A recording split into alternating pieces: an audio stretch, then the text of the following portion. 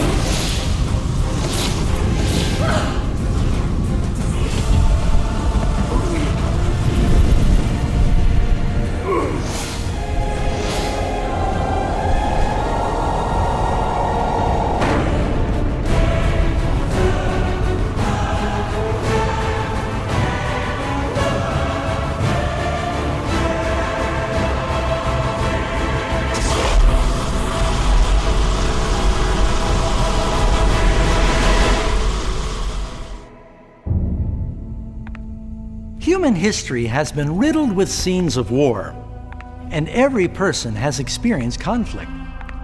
But to understand the origin of evil, we must travel back in time to the very first war of the universe, because this battle did not occur on Earth. Before our world even existed, there was a war in heaven. Even the words war in heaven sound like the ultimate paradox. It's almost unimaginable to us that there could be a battle and strife among God's perfect beings in paradise. What could have caused this celestial conflict? Thankfully, an ancient book called the Bible gives us enough details so that we can piece together the astonishing account. Although tragic, it's also an incredibly tender love story that reaches down through the ages, personally touching you and me and every individual on Earth. Our story begins long ago in the very capital of the universe, in a place called heaven that was filled with angelic beings who delighted to do the will of God.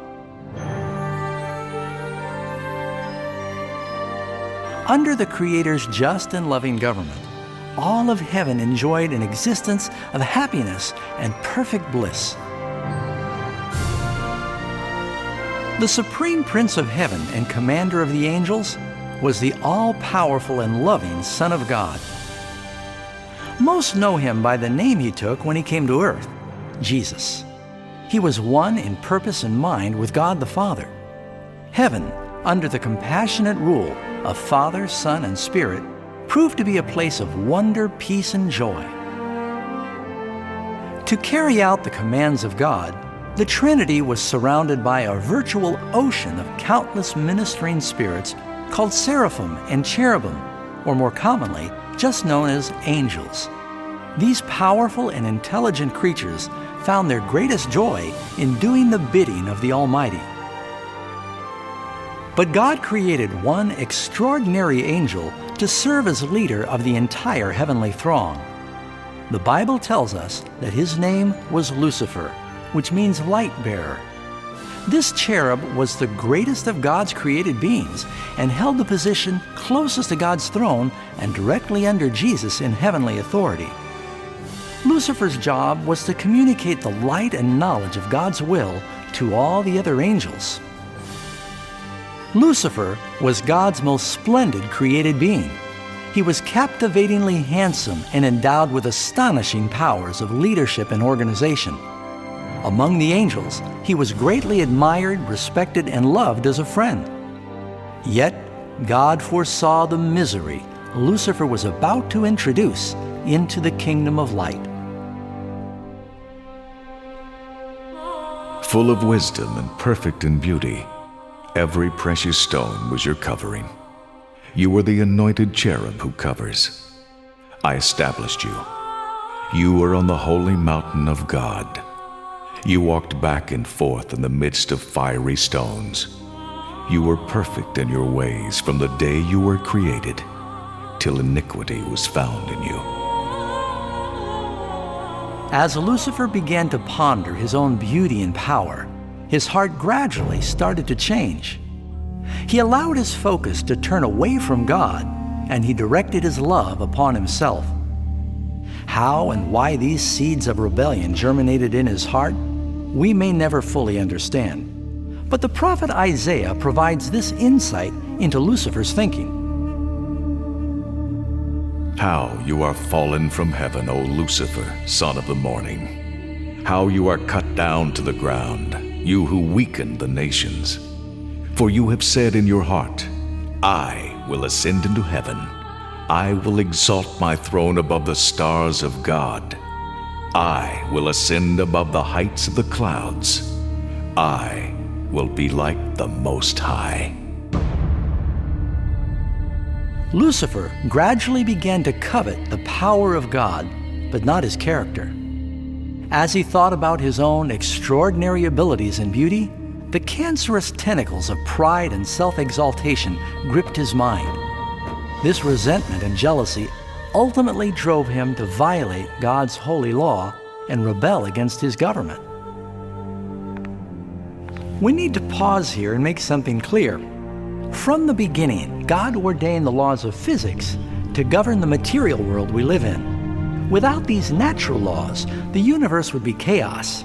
In the same way, God's moral law has always provided security and stability to the cosmos.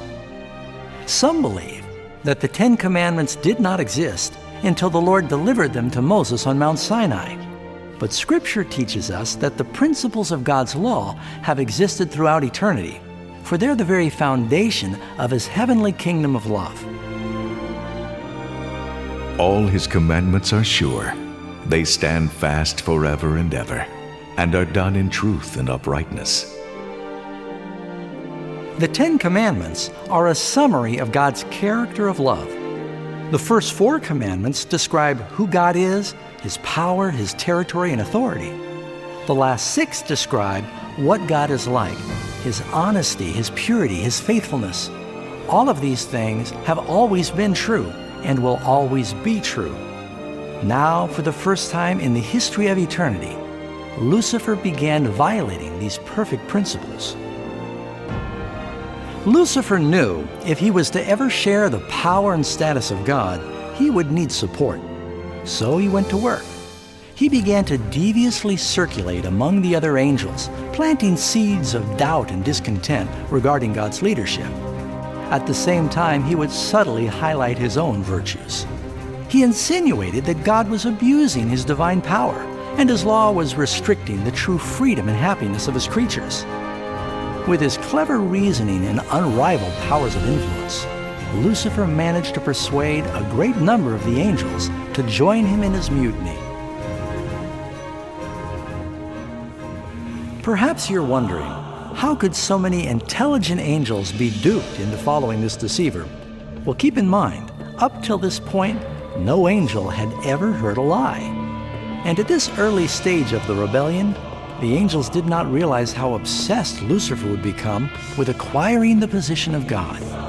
They did not know he would eventually stoop to torture and murder God's own Son on the cross in an attempt to seize his throne. Strangely, Lucifer thought he could conceal his true purpose from God. Woe to those who seek deep to hide their counsel far from the Lord, and their works are in the dark. They say, "Who sees us? And who knows us?" Don't think for a moment that Lucifer's rebellion surprised God or caught him unaware. The Lord knows all things, including the thoughts of his creatures.